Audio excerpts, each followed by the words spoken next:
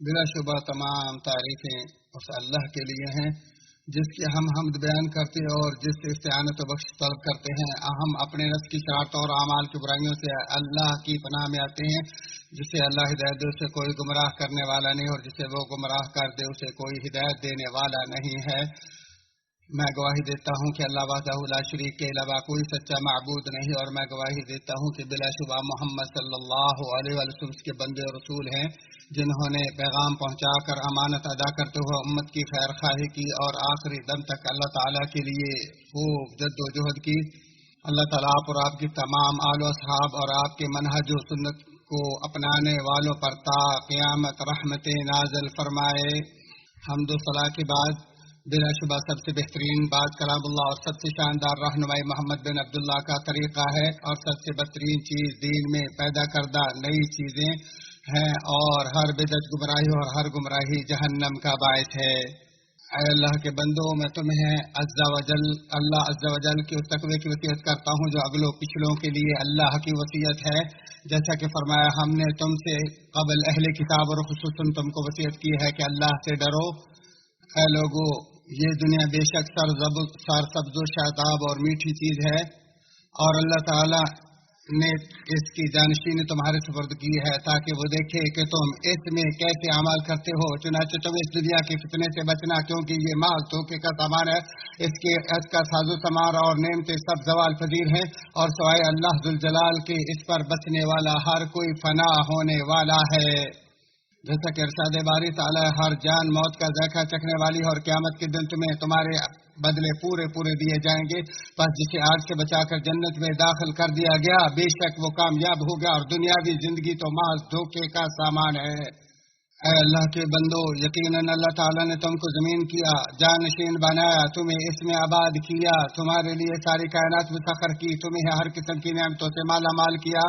اور تمام فرشتوں کے سامنے تمہاری تعریف کرتے ہوئے فرمایا. اور جب تیرے رب نے فرشتوں سے کہا میں زمین میں ایک جانشین بنانے والا ہوں، تو انہوں نے کہا تو ایسے شخص کو کیوں پیدا کرتا ہے جو اس میں فساد کرے اور خون بہائے، اور ہم تیری تسبیح حمد اور پاکیزگی بیان کرتے ہیں. تو اللہ تعالیٰ نے فرمایا میں جانتا ہوں تم نہیں جانتے. اے لوگو، زمین کی جانشینی ایک ایسی ذمہ داری ہے جس کے لیے امانت و دیانت بہت ضروری ہے، اور اللہ تعالیٰ نے تمہارے کندھوں پر ایک ایسی امانت کا بوجھ ڈالا ہے جس کو اٹھانے نبھانے سے تو آسمان و زمین اور پہاڑ بھی ڈر گئے. جیسے کہ ارشاد باری تعالیٰ ہے ہم نے اپنی امانت کو آسمان و زمین اور پہاڑوں پر پیش کیا، لیکن ان سب نے اس کے اٹھانے سے انکار کر دیا اور اس سے ڈر گئے، مگر انسان نے اسے اٹھا لیا کیونکہ وہ بڑا ہی ظالم و جاہل ہے. اور امانت و دیانت کے لیے پاک دامنی، سچائی اور اخلاص اختیار کرنا، وعدوں معاہدوں حقوق اور فرائض کا نبھانا، ممنوع اور حرام امور سے اجتناب کرنا اشد ضروری ہے، اور یہی اوصاف اعلیٰ ترین اخلاق ہے. اور بلا شبہ صلی اللہ علیہ وسلم نے فرمایا مجھے صرف شاندار اور اعلیٰ ترین اخلاق کی تکمیل کے لیے ہی بھیجا گیا ہے، جبکہ اس کے برعکس خیانت اور بددیانتی سراسر کمینگی اور منافقت کی علامت ہے. سو جب امانت ضائع اور خیانت عام ہو جائے گی تو ہر چیز کا توازن درہم برہم ہو جائے گا، نیکی برائی اور برائی نیکی بن جائے گی، حرمت پامال اور حقوق برباد ہو جائیں گے، مال کی لوٹ مار اور بددیانتی عام اور اقدار و تہذیبیں مٹ جائیں گی، قومیں اور معاشرے لاغر ہو جائیں گے. جیسا کہ ارشاد باری تعالی ہے اے ایمان والو، اللہ اور رسول کی خیانت نہ کرو، اور نہ ہی اپنی امانتوں میں خیانت کرو جبکہ تم جانتے ہو. اے اللہ کے بندو، زمین کی جانشینی کی ذمہ داری کا ضروری تقاضا ہے کہ احمقوں اور فساد پر کنٹرول کیا جائے، اور عمل و اصلاح کے لیے عزم و جزم اور سنجیدگی سے خوب جد و جہد کی جائے. جیسا کہ ارشاد باری تعالی ہے پس تم سے پہلے زمانے کے لوگوں میں سے کچھ ایسے اہل خیر کیوں نہ ہوئے جو زمین میں فساد پھیلانے سے روکتے، سوائے ان چند کے جنہیں ہم نے ان میں سے نجات دی تھی، اور ظالم لوگ تو اس چیز کے پیچھے پڑ گئے جس میں انہیں آسودگی دی گئی تھی،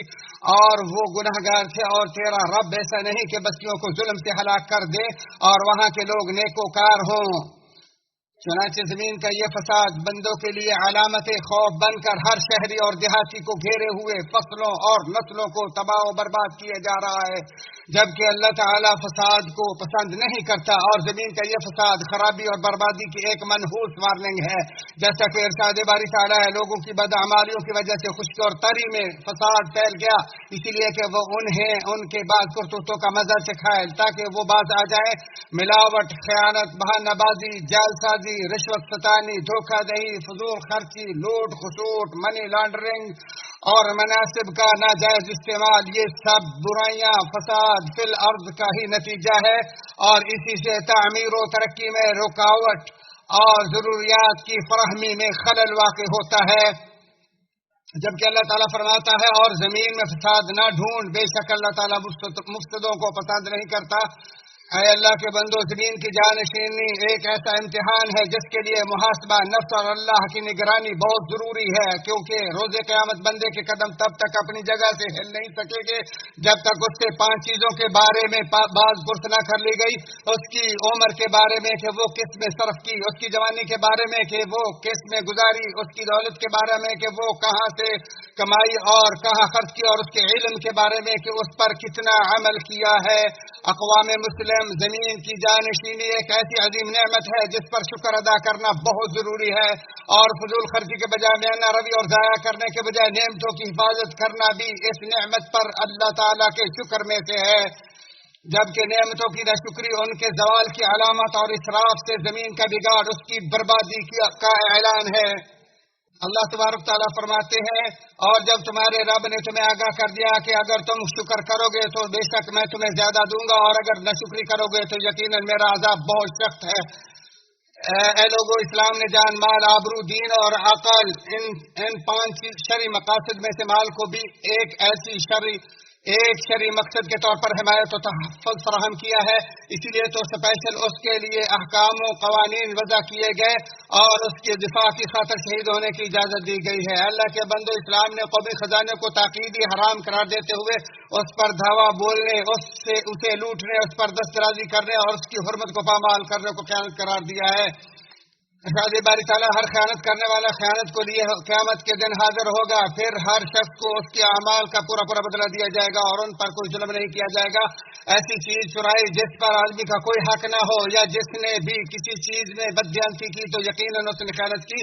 جیسا کہ عبادہ بن صامت رضی اللہ عنہ سے مروی ہے کہ رسول اللہ صلی اللہ علیہ وسلم نے فرمایا، اپنے آپ کو خیانت و بددیانی سے بچاؤ، کیونکہ یہ روز قیامت خیانت کرنے والوں کے لیے باعث بدنامی، شرمندگی اور رسوائی ہوگی۔ اسے احمد نے روایت کیا۔ اور ہر قسم کی لوٹ مار، چوری چکاری، رشوت اور ناپاک آمدنی، یہ سب حرام کمائی ہے، اور ہر گوشت جو حرام کمائی سے پلا ہوگا اس کے لیے آگ ہی زیادہ مناسب ہے، جیسا کعب بن عجرہ رضی اللہ عنہ سے مروی ہے کہ رسول اللہ صلی اللہ علیہ وسلم فرمایا، اے کعب، جو بھی خون اور گوشت حرام سے پلا ہوگا آگ اس کی زیادہ حقدار ہے، وہ جنت میں داخل نہیں ہوگا۔ اے کعب، 2 طرح کے لوگ صبح سویرے نکلتے ہیں، ایک اپنے نفس کی رہائی کے لیے اور وہ اسے آزاد کروا لیتا ہے، جبکہ دوسرا اسے قید اور ہلاک کروا دیتا ہے، اسے ابن حبان نے روایت کیا ہے۔ اور اسلام نے قومی خزانے کی حرمت کو بلا شبہ خون کی حرمت کے ساتھ جوڑا ہے، جیسا کہ حضرت ابو بکر رضی اللہ عنہ سے مروی ہے کہ نبی مکرم صلی اللہ علیہ وآلہ وسلم نے حجۃ الوداع کے موقع پر قربانی کے دن خطبہ دیتے ہوئے ارشاد فرمایا، زمانہ گھوم کر اپنی اسی اصلی حیت پر آ گیا ہے جس پر اللہ تعالیٰ نے زمین آسمان کو پیدا کیا تھا۔ سال کے ٹوٹل 12 مہینے ہیں، جن میں سے 4 حرمت والے ہیں، ذوالقعدہ، ذوالحجہ اور محرم، یہ 3 مسلسل، اور ایک رجب مضر جو جمادی الاخر اور شعبان کے درمیان میں آتا ہے۔ پھر آپ نے پوچھا، یہ کون سا مہینہ ہے؟ ہم نے کہا اللہ اور اس کے رسول کو زیادہ علم ہے۔ آپ خاموش ہو گئے، یہاں تک ہم نے سمجھا کہ آپ اس کا کوئی اور نام رکھیں گے، لیکن آپ صلی اللہ علیہ وسلم فرمایا، کیا یہ ذوالحجہ نہیں؟ ہم نے کہا ہاں، کیوں نہیں؟ پھر آپ نے پوچھا، یہ کون سا شہر ہے؟ ہم نے کہا اللہ اور اس کے رسول کو زیادہ علم ہے۔ پھر آپ خاموش ہو گئے، یہاں تک کہ ہم نے سمجھا کہ آپ اس کا کوئی اور نام رکھیں گے، لیکن آپ صلی اللہ علیہ وسلم نے فرمایا، کیا یہ بلدہ طیبہ نہیں ہے؟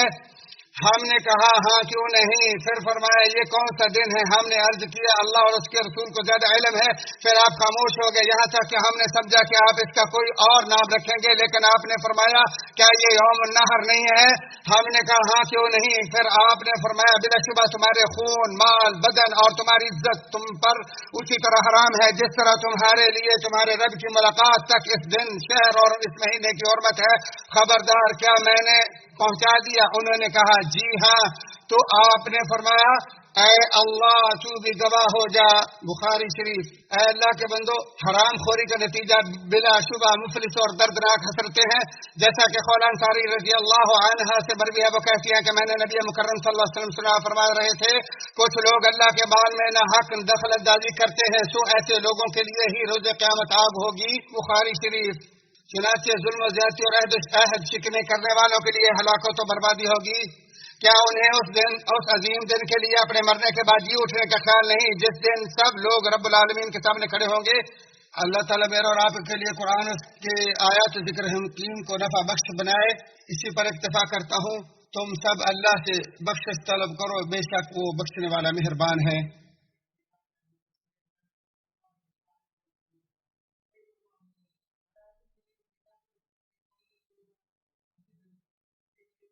تمام تعریفیں اس اللہ کے لیے ہیں جس نے حلال کو حلال کیا اور ہر قسم کی دھوکہ بازی اور ملاوٹ کو حرام قرار دیا، اور جس نے عدل و انصاف کا حکم دیا، جس نے رزق اور عمروں کو تقدیر میں لکھ دیا، اور میں گواہی دیتا ہوں کہ اللہ وحدہ لا شریک کے علاوہ کوئی سچا معبود نہیں اور اس کی کوئی مثال نہیں، اور میں گواہی دیتا ہوں کہ بلا شبہ محمد صلی اللہ علیہ وسلم کے بندے اور رسول ہیں۔ اللہ تعالیٰ آپ اور آپ کے تمام آل و اصحاب پر قیامت تک رحمت برکت نازل فرمائے۔ اے لوگو، بلا شبہ اللہ تبارک و تعالیٰ نے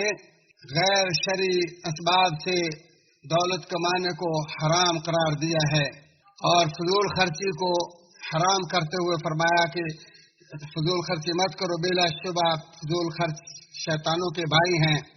جیسا کہ حضرت ابو ہریرہ رضی اللہ تعالی عنہ سے مروی ہے کہ آپ صلی اللہ علیہ وآلہ وسلم نے فرمایا، جیسا کہ ابو ہریرہ رضی اللہ تعالیٰ عنہ سے مروی ہے کہ رسول اللہ صلی اللہ علیہ وسلم فرمایا، اے لوگوں، بلا شبہ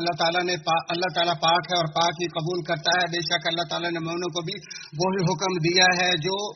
انبیاء کو حکم دیا، اور فرمایا اے رسولو، پاکیزہ چیزیں کھاؤ اور نیک عمل کرو، یقیناً میں تمہارے کاموں کو جانتا ہوں، اور فرمایا اے ایمان والو، جو ہم نے تمہیں رزق دیا ہے اس سے پاک چیزیں کھاؤ۔ پھر آپ نے ایسے آدمی کا ذکر کیا جو لمبے سفر سے پراگندہ بال غبار آلود حالت میں آسمان کی طرف ہاتھ پھیلا کر کہتا ہے رب اے رب، حالانکہ اس کا کھانا پینا اور لباس سب حرام کمائی سے ہے اور وہ پلا بھی حرام کمائی سے ہے، پھر اس کی دعا کیسے قبول ہو سکتی ہے؟ مسلم شریف۔ اے اللہ کے بندو، پھر یہ بھی ذہن نشین رکھو کہ یہ مال سرسبز و شاداب اور میٹھا ہے، جس نے اسے حلال طریقے سے حاصل کیا اس کے لیے تو اس میں برکت ہوگی، اور کتنے ہی ایسے لوگ ہیں جو اللہ اور اس کے رسول کے مال میں من مرضی سے دخل اندازی کرتے ہیں، روز قیامت انہیں کے لیے جہنم ہے۔ اے اللہ، ہمیں اپنے حلال رزق پر قناعت نصیب فرما اور حرام سے اجتناب کرنے کی توفیق عطا فرما، نفع بخش علم عطا فرما، واسطی اور پاکیزہ رزق عطا فرما، اور ہر بیماری سے شفا عطا فرما۔ اللہ ہمیں دنیا آخرت کی بھلائیاں عطا فرما اور عذاب نار سے محفوظ فرما۔ دلوں کے پھیرنے والے ہمارے دلوں کا دین پر ثابت فرما۔ یا اللہ، دلوں کے پھیرنے والے ہمارے دلوں کا بڑی اطاعت پر کی طرف پھیلا دے۔ اے اللہ، اسلام اور اسلام کو عزت عطا فرما۔ یا اللہ، اس ملک اور دنیا کے سارے اسلامی ممالک کو امن و امان کا گہوارہ بنا۔ اللہ، ہمیں اپنے ملکوں میں امن و امان نصیب فرما، ہمارے حکمرانوں اور ہمارے اماموں کی اصلاح فرما،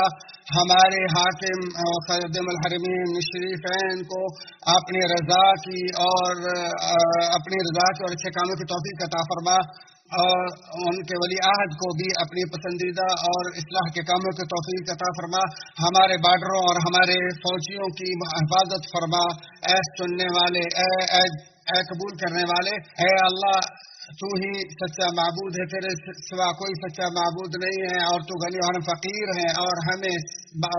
یا اللہ رحمت کی بارش نازل فرما، ہمیں مایوس نہ کرنا۔ اے اللہ، ہم پر رحمت کی بارش نازل فرما جو صحت پر مبنی ہو اور جو بابرکت ہو، جس سے زمینیں آباد ہوں اور جس سے شہروں اور آبادیوں کو تو تر کر دے۔ اے اللہ، ہم تجھ سے بخشش مانگتے ہیں، تو ہی بخشنے والا ہے۔ اے اللہ، تو ہی بخشنے والا ہے، ہم تجھ سے بخشش کا سوال کرتے ہیں، ہم پر آسمانوں سے موسلا دھار بارش نازل فرما اپنی رحمت سے، اے ارحم الراحمین۔ یا اللہ، اپنے بندوں اور چوپایوں کو اپنی رحمت سے مالا مال فرما، رحمت کی بارش نازل فرما۔ اے اللہ ہماری تمام عبادتوں کاوشوں دعاؤں کو قبول فرما، تو ہی قبول کرنے والا ہے اور تو ہی مہربان اور بخشنے والا ہے۔